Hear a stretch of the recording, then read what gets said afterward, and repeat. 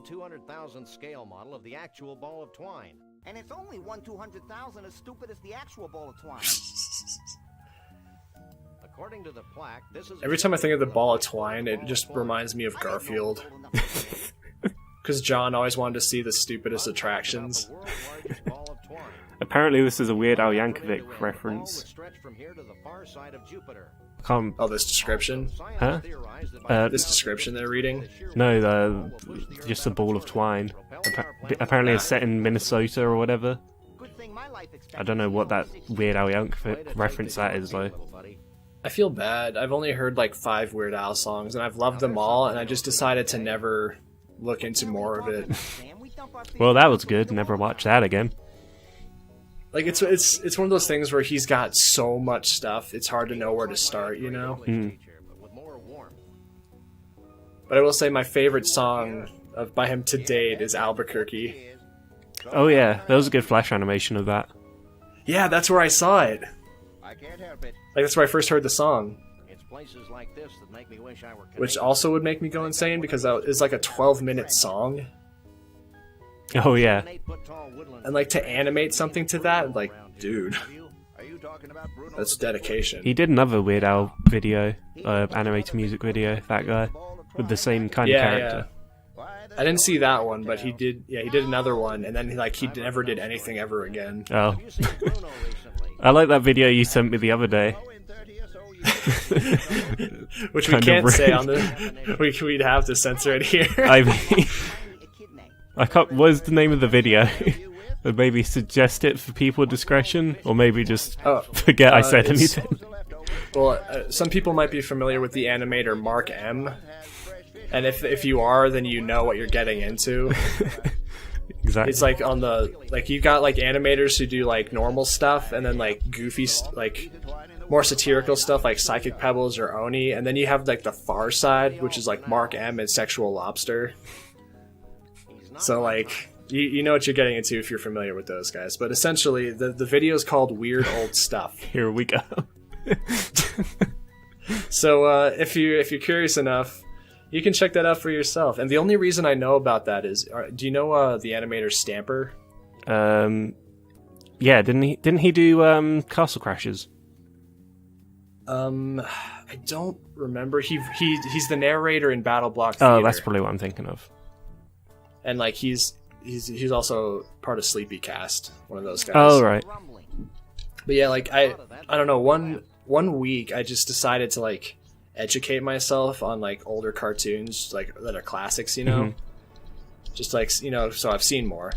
And I looked through my favorite guy's favorites on Newgrounds, and that was in Stamper's Weird Old Stuff.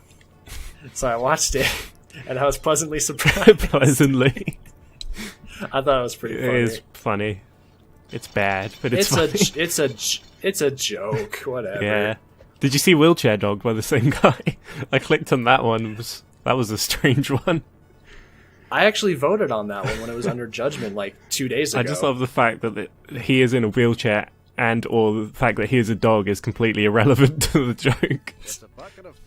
It wasn't bad. It was like I liked it, but it seemed kind of redundant in general.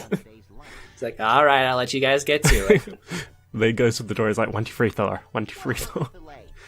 Yeah, like, I don't understand what that was about. Because like dogs are neurotic, I guess that way. Guess. Because like they turn around like 3 or 4 times before they can lay down. Oh yeah. So maybe it's like something like that. I don't know. I've never known anything with like video. knobs or like chewing on stuff that was like that bad though. So I don't know. It's charming in its own way, but I still like Weird Old Stuff the best. It's not worse than that Google Glass video you showed. Oh no. Now you're making me seem like the bad guy. What? No, you know what the best part is? Well, what was that video called anyways? I don't know. Was it just called Google Glass Video? Like, I think they wanted to trick people into thinking it was the legit thing until the final bit at the end where it becomes a very serious note about like domestic abuse, but handled poorly, at least in our opinion. Well, like, what was the I think the hashtag was like Women's Day Out or something.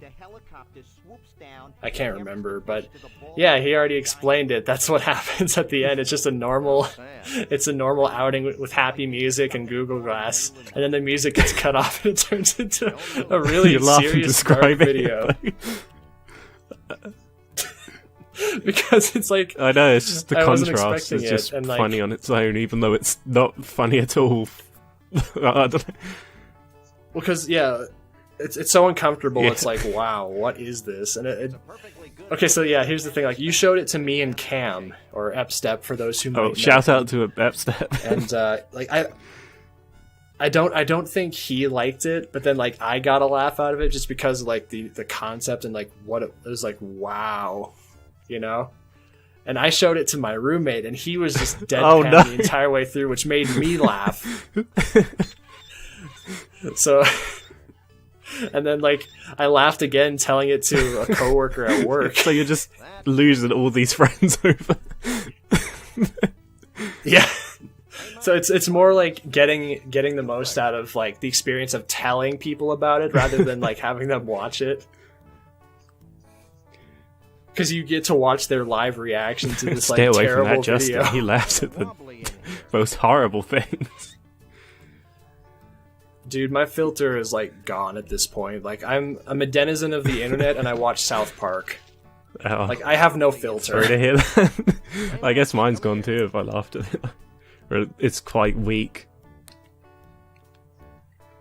Well, I mean, there's definitely things like I have a little bit of filter. Like, if something's just like really too far, then I won't be into it, of course. But you know, it's you draw your own lines, I guess. I like this. Oh, sorry. But some people just get No, I was about to say, I really like the little transition they do here to the inside of the fish. Like, they only use it. He looks very concerned. They only use it for like a few seconds as well. Holy trout! I always thought you were made of plaster. Oh my god. Some grade A comedy. No, I can't say that because I do like the sense of humor. I already said that. I like how he sounds like Woody Allen a bit. Hey, Paul, you know what the best part of that whole like tangent conversation is that we just had? It actually was recorded. Oh, yay. How about that shit? Now what do we do? Oh my god. We don't have to remember like a bunch of idiots. What did we say? No, you know, like the first time when it cut off and like, I think we talked about this and It's like Majora's Mask, but instead of having to remember to do dungeon parts again, you just have to remember inane conversation topics. Oh, you mean like the Groundhog Day kind of thing? Okay. I still have to see that movie too. Well, yeah, I assume I also need to see it. Like I've seen plenty of time travel like anime and stuff like that, but I really need to see Groundhog Day. That's something for you to do. Oh yeah, that's the other CG bit. The fish is CG as well. Well, there's something else I wanted to say, like them animating the splash of like the water. That was really nice.